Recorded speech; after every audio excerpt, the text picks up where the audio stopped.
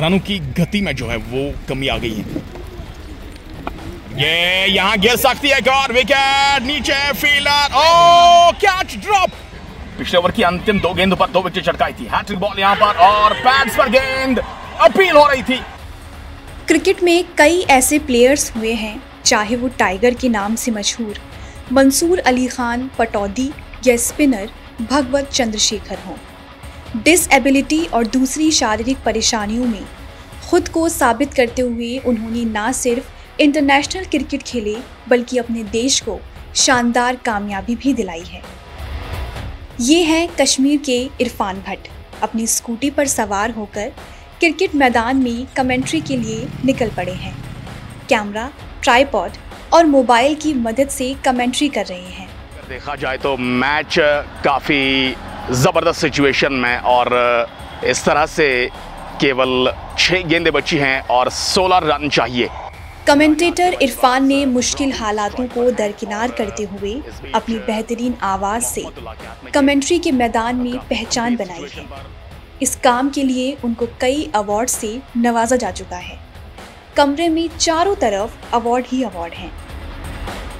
जो जर्नी मैंने स्टार्ट की है वो आज से 3 साल पहले स्टार्ट किया है। कमेंट्री के हवाले से अगर बात करें तो इस चीज़ के लिए जिसने मुझे उकसाया वो कहीं ना कहीं मेरी पढ़ाई थी और समाज के तई जो मेरे लिए जो डिस्क्रिमिनेशन था वो सब चीज़ें थी। मैंने जब अपनी तालीम मुकम्मल की MA B.Ed किया कश्मीर यूनिवर्सिटी से, उसके बाद मैं काम की तलाश में, जॉब की तलाश में, एक सरकारी रोज़गार की तलाश में था। काफ़ी ज़्यादा मेहनत, काफ़ी ज़्यादा मशक्क़त और काफ़ी ज़्यादा मैंने सरकारी दफातर में फॉर्म भरने के बाद जो मायूसी हासिल की वो मेरे लिए एक बहुत बड़ा सेटबैक था। और being a specially abled person, एक दिव्यांग होके भी मुझे उन सब चीज़ों के लिए सही करार नहीं दिया गया, लेकिन मैंने उसके बावजूद भी हिम्मत नहीं हारी।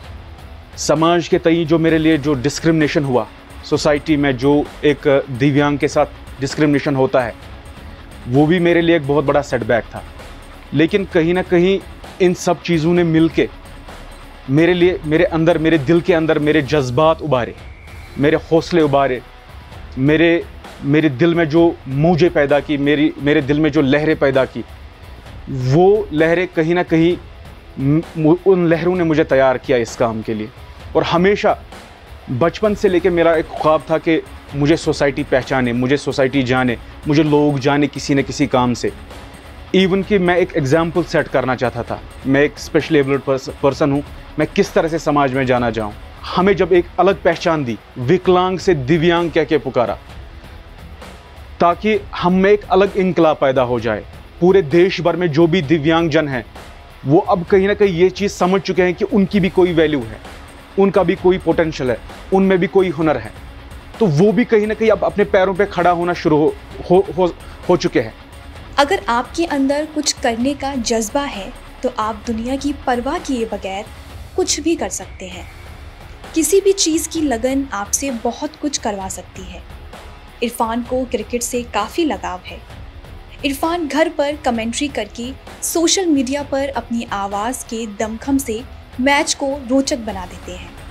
आजकल इरफान की कमेंट्री की तारीफ हर तरफ हो रही है। मेरा जो ख्वाब है इस कमेंट्री को, अपने देश को, अपने मुल्क को, अपने जम्मू कश्मीर को रिप्रेजेंट करना इंटरनेशनल और नेशनल लेवल पे, IPL लेवल पे, ताकि मुझे सुना जाए। लोग मुझे पसंद करते हैं। उन लोगों की उम्मीद है जिन्होंने मुझे बहुत ज़्यादा सपोर्ट दिया है। मैं चाहता हूं कि मैं उन उम्मीदों पर खरा उतरूं। और उसके बाद जब मैंने ये दौर शुरू किया, जब मैंने कमेंट्री में कदम रखा, तो अल्लाह का करना था। मेरी आवाज़ बहुत ज़्यादा इफ़ेक्टिव थी कमेंट्री में। मेरे अल्फाज, मेरे जुमलों की जो बयानी, ये बहुत ज़्यादा मुतासिर कर गई लोगों को। और कमेंट्री के जो लवाजमात जो कमेंट्री में बहुत ज़्यादा ज़रूरी हैं, उन सब चीज़ों को मैंने सीखा, सुना और अप्लाई किया अपने आप में, जिससे कि मेरा काम बहुत ज़्यादा दिलचस्प लगा लोगों को। बहुत ज़्यादा लोग मुझसे मुतासिर हुए। और आज तक इवन कि मैं बिहाइंड द कैमरा कमेंट्री करता था, लोगों को पता ही नहीं था कि असल में इंसान पीछे हैं कौन, आवाज़ किसकी है, कि इरफान भट्ट कौन है। लेकिन जब से पिछले कुछ दिनों से रील से वीडियोस वायरल हुए हैं, ना सिर्फ हिंदुस्तान के सभी स्टेट्स में बल्कि पड़ोस के जो ममालिक हैं उनमें भी इन रील्स को देखा गया, मुझे वहाँ से भी रिस्पॉन्स आया। तो तब से लोगों ने बहुत ज़्यादा मुझे अप्रिशिएट किया, और जब से ये जानने लगे हैं कि he is a specially abled person और इसके पास ये टैलेंट है, तो बहुत ज़्यादा मुझे रिस्पॉन्स आया। और मैंने भी अब अपने आप से अहद किया है कि मैं भी तभी दम लूँगा जब ये जो अवार्ड्स यहाँ पर लगे हुए हैं, तकरीबन 200-250 अवार्ड्स हैं, तो इन अवार्ड्स को मैं यहाँ रिप्लेस करना चाहता हूँ ICC अवार्ड से, IPL के अवार्ड से। जो भी हमारे देश में, जो भी हमारे मुल्क हिंदुस्तान में बड़ी बड़ी क्रिकेट ICC के टूर्नामेंट्स खेले जाते हैं, उनमें मेरा ख्वाब है कि मैं हिंदुस्तान के बड़े बड़े commentators like Ravi Shastri sir हैं, संजय मंजेकर सर हैं, आकाश चोपड़ा सर हैं, सिद्धू सर हैं और इरफान पठान सर हैं, इन कमेंटेटर्स के साथ मैं बैठना चाहता हूं। इन कमेंटेटर्स के साथ मेरे जो अंदर के जज्बे हैं अब मुझे वो जोश देने लगे हैं कि मैं अपने भारत की सेवा करूं, अपने भारतीय क्रिकेट टीम की सेवा करूं, क्योंकि मैं बचपन से ही भारतीय टीम का बहुत बड़ा फ़ैन रहा हूं, जिसकी वजह से मैं एक भी गेंद मिस नहीं करता था। टेलीविज़न कमेंट्री हो, रेडियो कमेंट्री हो, तो मैंने बहुत ज़्यादा क्रिकेट देखी है और नतीजा ये हुआ कि मेरी जो कमेंट्री जो है ये मेरी मोहब्बत बन गई है। देखिए पिछले 3 सालों से जो तकरीबन मैंने 500-600 मैचेस में कमेंट्री की होगी, और ये जो 200-300 अवार्ड्स यहाँ पर पड़े हैं, ये किस तरह से मैंने इनको अर्न किया है, किस तरह से मैंने अवार्ड्स हासिल किए हैं, ये कहानी मुझे पता है। मैंने 3 सालों में कितना स्ट्रगल किया है यहाँ पहुँचने तक कि लोग मुझे आज पसंद करने लगे हैं। लोग मुझे स्पेशली एबल्ड के नज़रिए से नहीं बल्कि मेरे टैलेंट से मुझे जानने लगे हैं। ये मेरे लिए एक बहुत बड़ी अचीवमेंट है, ये मेरे लिए एक बहुत बड़ा एजाज़ है। खिलाड़ियों को मैदान में उतरने से लेकर मैच जीतने तक अपनी दमदार आवाज़ से खिलाड़ियों में जान भर देते हैं। इरफान ने DNN 24 से बात करते हुए कहा कि इस कामयाबी के पीछे कड़ी मेहनत और घर वालों का सपोर्ट रहा है। मेरा ख्वाब है कि मैं IPL और ICC में कमेंट्री करूं।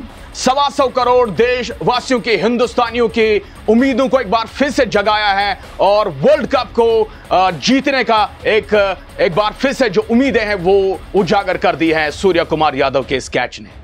Thank you. जो है आपके आसपास,